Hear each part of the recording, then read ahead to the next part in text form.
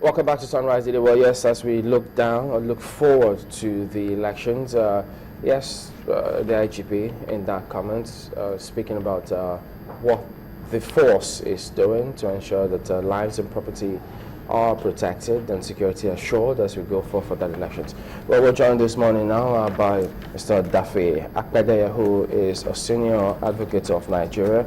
He's also chairman of the Election Monitoring Group of the NBA. Election Working Group of Nigerian Bar Election Working Group of Nigerian Bar Association. Dafe Akpedeye, SAN and OFR. Thank you for joining us this morning. Good morning. A lot has been, people expect different things really for these elections. But let's start from where it has to do with prosecution. The IGP is speaking clearly there, but we also do remember that in the last elections, lots of electoral offenders who were arrested, it was much later said that only about less than, is it 20% or 10% were successfully prosecuted. In fact, some are even saying they can't remember any successful prosecution of offenders. And as such, it gave some other people the effrontery to try what they tried again. Do you think that this time around that will not be the case? Well, our greatest bane in our electoral process is that until we actually bring people to book and have them accountable, we'll have challenges of having impunity. Over time, the Nigerian Bar Association have actually tried to work with INEC. They be to determine, we have actually offered them pro bono services. They be to determine the way going forward on how to do this. They've complained about no budget, but understandably, just the deluge of what they have to do with the elections obviously derails them on going further to do things with people that arrest doing things. Some of these offenses are very simple offenses, even almost strict liabilities. Take double registration for instance. There's so many cases of double registration that you can deal with very illegally at the onset and have them people brought to book. And only until you do this will you be able to call people to book and actually start the tide of election malpractices. Yeah, but the question is, what sort of punishment would you have recommended, for instance? So you had over 900,000 cases of double registration, for instance. Imprisonment definitely would not have worked. Deterrence is what stops offenses. If you get the big fishes in this and punish a few people, it will deter a lot of people from going forward to doing it. The truth about it is that more often than not, only small people are caught. The people, big time people who have been caught with double registration, if you make the scapegoat of 1, 2, 3, or 4 of them, it will deter the tide and you'll be sure that you will achieve what you want to do. Obviously, you can't have prison for 900 people. You're not thinking of that. What you want to do is actually setting examples so people will try to think that there's some consequences for bad behavior. Until you do that, we'll keep getting this impunity. So you still believe that imprisonment, or yes. Imprisonment will still be the way to go? You don't think fines, for instance, maybe? Everybody that has resources can pay the fine. It doesn't do anything. Until you deprive people who have ability to pay fines of the liberty, they'll keep having the impunity. And that's the problem we have. How much do you want to fine a senator? How much do you want to fine a governor candidate? So that's the point. Are those the type of people they've caught doing double registration? It's very simple. The books are there. Who has double? And it's so easy now with these biometrics. It's very easy who's done double registration. It is almost, it's one day court a hearing. We need to have the will to want to do this. Until we have this will, we have a challenge. Actually, that's where I was coming to, the will. Because when you talked about so many of this kind of processes, and you also narrow it down to deterrence measure, which is very, very key here. But we have to have the will, which is the first cause leading us to deterrence. So how do we have that willpower to start off all of this? Those names or category of persons you have just named, these are no small fish in our polity. So until we have that will to bring some of these people to justice, if at all, just by mentioning of their names before the electoral tribunal, that can also deter some of them. Election is a process, and as we go each day, we get to improve. These elections, a few things have come to light. You now have the card reader, which is a major deterrent of double registration and double voting.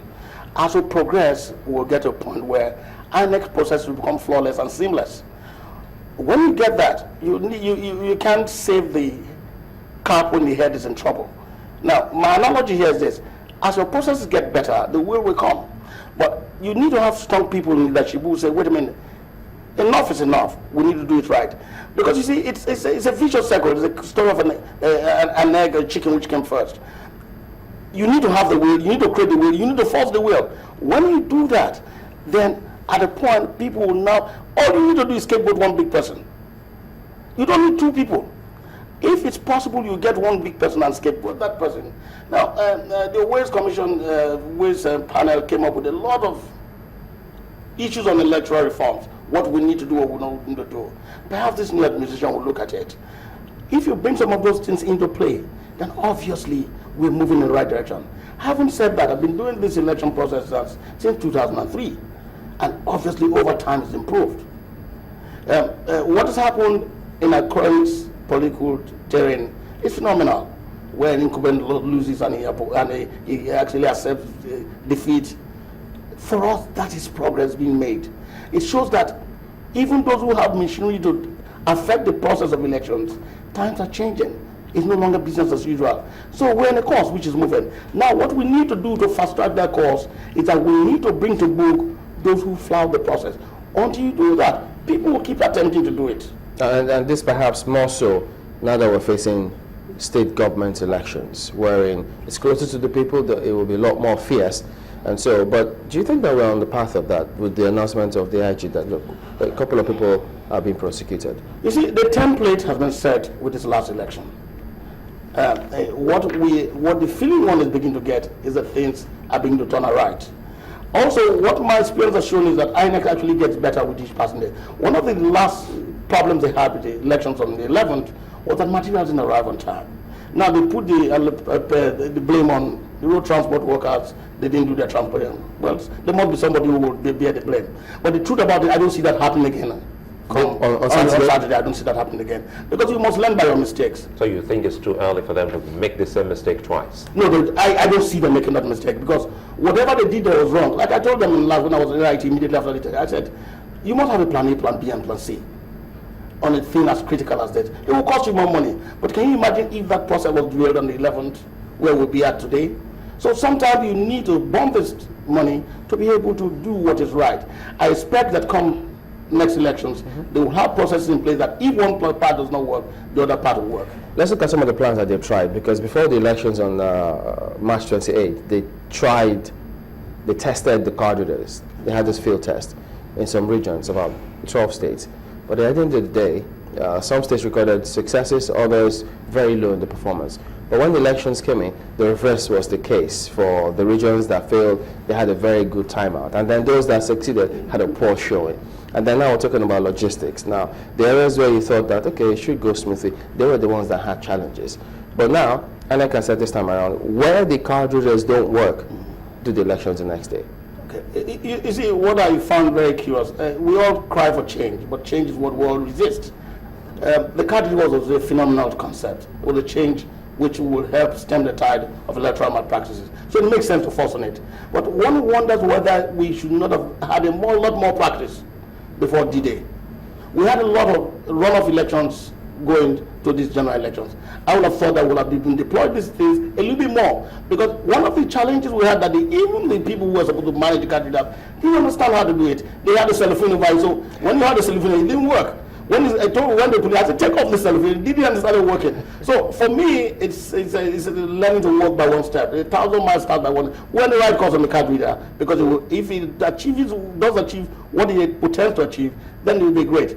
So having said this, I think that with each passing day, INEC will get better. We're not a very patient lot. We want things to perfection one day. People who achieve it didn't achieve it this quickly. We need to keep at it one at a time, and I think we're in the right direction, and I think come Saturday, we'll have a better election.